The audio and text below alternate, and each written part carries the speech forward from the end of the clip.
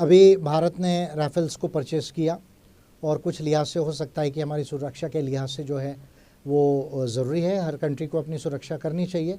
उस लिहाज से राफेल को ख़रीदना या किसी भी एक मल्टी रोल जो है फाइटर एयरप्लेन को ख़रीदना ज़रूरी था। लेकिन यहाँ मैं कुछ बातें ये कहना चाहूँगा कि राफेल जो ख़रीदा है हमने वो 4.5 जनरेशन का जो है वो फाइटर प्लेन है। मल्टी रोल जो है वो फाइटर जेट है, लगभग 4.5% है।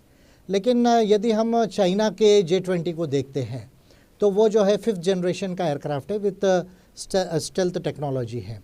अगर पाकिस्तान का J-17 ब्लॉक 3 थंडर यदि हम देखते हैं तो वो 4+ जनरेशन का जो है वो फाइटर एयरक्राफ्ट है। अब केवल राफेल आ जाने से भारत की एयर डिफेंस जो है या बाकी डिफेंस जो है वो बहुत मजबूत हो जाएगी, ये जो हम समझ रहे हैं, मैं समझता हूँ कि ये पूरी तरह से जो है हमारा करेक्ट थिंकिंग नहीं है। एक पॉइंट है। दूसरा पॉइंट ये है कि जो राफेल का जो कॉस्ट है उसको यदि हम चाइना के J-20 के साथ यदि कंपेयर करें तो राफेल बहुत ज़्यादा कॉस्टली जो है वो भारत को पड़ा हुआ है। यानी पर यूनिट कॉस्ट में देखो, एक प्लेन के पीछे की कॉस्ट अगर राफेल की देखें तो वो लगभग $230 मिलियन आती है। और अगर J-20 जो इसके आगे का प्लेन है उसकी अगर कॉस्ट हम पर यूनिट कॉस्ट देखते हैं तो वो लगभग $110 मिलियन जो है वो आती है।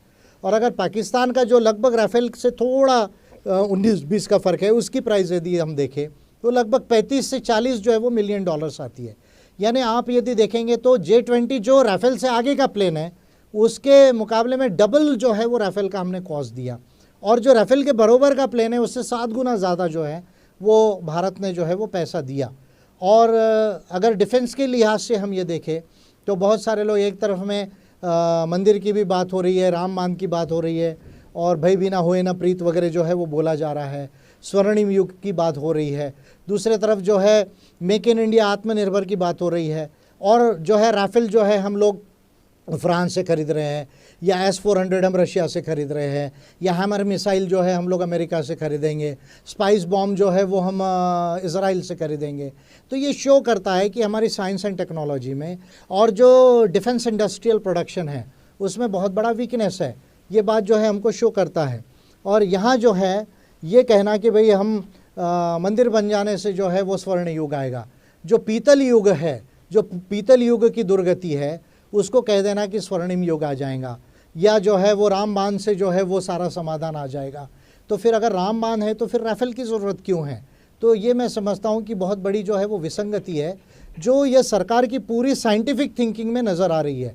जो साइंस एंड टेक्नोलॉजी की जो सोच है मोदी गवर्नमेंट की, और इवन हमने देखा न्यू शिक्षा नीति में भी ये जो है सारा ढकोसले को जो है प्राचीन भारत के वो लेकर आना चाह रहे हैं। तो मेरा ये क्लियर मानना है कि ठीक है, सुरक्षा के लिए प्लेन ज़रूरी हो सकता है लेकिन कॉस्ट में ये बहुत ज़्यादा है। दूसरा, टेक्नोलॉजी वाइज जो है चाइना क्योंकि इंडिजिनस प्रोडक्शन कर रहा है, खुद बनाता है, उस लिहाज से J-20 बहुत ज़्यादा आगे का जो है वो वॉर प्लेन है, मल्टी रोल जो है वो वॉर प्लेन है। और भारत जो है अगर विदेशों से ही हथियार खरीदते रहेगा तो उसको 4 गुना 10 गुना जो है वो ज़्यादा पैसा देना पड़ेगा। भारत की इंडस्ट्रीज़ कमज़ोर रहेगी, भारत में जॉब्स कमज़ोर रहेंगे। इस लिहाज से हमको साइंस एंड टेक्नोलॉजी पे ज़्यादा रिसर्च करके जो हमारा इंडस्ट्रियल प्रोडक्शन बेस है उसको अच्छा करने की ज़रूरत है। और जहाँ तक डिफेंस की बात का यदि मैं करूँ तो आज डिफेंस का जो आधार है वो एक्चुअली 6 डोमेन्स है। 6 डोमेन्स में एक डोमेन सबसे इम्पॉर्टेंट है और 5 डोमेन्स फिर होते हैं। यानी जो ट्रेडिशनल डोमेन्स थे आर्मी यानी लैंड, फिर दूसरा एयर और तीसरा सी, ये 3 डोमेन माने जाते थे जिसमें आर्मी, एयरफोर्स एंड नेवी हम कहा करते थे। इसके साथ 2 डोमेन और जुड़ गए हैं। एक डोमेन है एरोस्पेस, यानी जो स्पेस के अंदर सैटेलाइट और जो आपकी मिसाइल एसेट्स होंगे या और भी कोई एसेट्स होंगे वो एक डोमेन जुड़ गया है, और इसके साथ एक साइबर का डोमेन जुड़ गया है, यानी कंप्यूटर नेटवर्किंग का डोमेन जुड़ गया है। तो अभी वॉरफेयर के 5 डोमेन से basically land, sea, air, aerospace and cyberspace, ये जो है वो 5 डोमेन्स है। लेकिन ये पाँचों डोमेन्स का जो आधार है वो इलेक्ट्रोमैग्नेटिक स्पेक्ट्रम है, जो रेडियो वेव से लेके गामा वेव्स तक का जो सब तमाम इलेक्ट्रोमैग्नेटिक स्पेक्ट्रम में जो इमर्ज होती है, रेडियो वेव्स है, या फिर उसके बाद में आपकी जो है वो इंफ्रारेड रेज है, माइक्रोवेव्स है, गामा वेव्स है, इसके स्पेक्ट्रम से जो है वो तमाम चीज़ें जो है वो कंट्रोल की जा सकती है।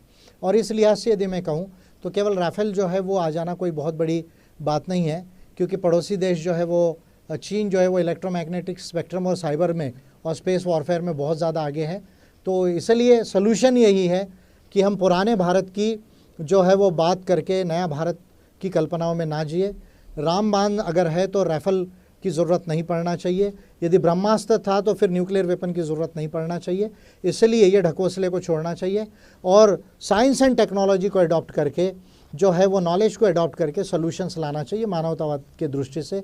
यही मेरा कॉस्मो ह्यूमैनिज्म का भी रिसर्च और इन्वेंशन है, जो कहता है कि many laws and multiple solutions of the cosmos, nature and world, science, truth, humanity and all others, science, knowledge and solutions. यानी दुनिया में जो समाधान आना है वो बेसिकली साइंस एंड टेक्नोलॉजी से आएगा, नॉलेज से आएगा। उसका एप्लीकेशन यदि हम करते हैं और मानवतावाद को एक्सेप्ट करते हैं, तब जाके मोदवेड़ची गोंडवाना बनेगा, ग्रेट इंडिया बनेगा, मेकिंग इंडिया ग्रेट गोंडवाना, ये तब जाकर जो है वो बनेगा।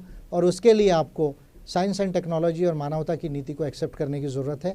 केवल राफेल और रामबाण का उहापोह करने से, स्लोगन लगाने से ये काम होने वाला नहीं। ये मोदी सरकार को मेरी जो है वो नसीहत है अम्बेडकराइट पार्टी ऑफ इंडिया की तरफ।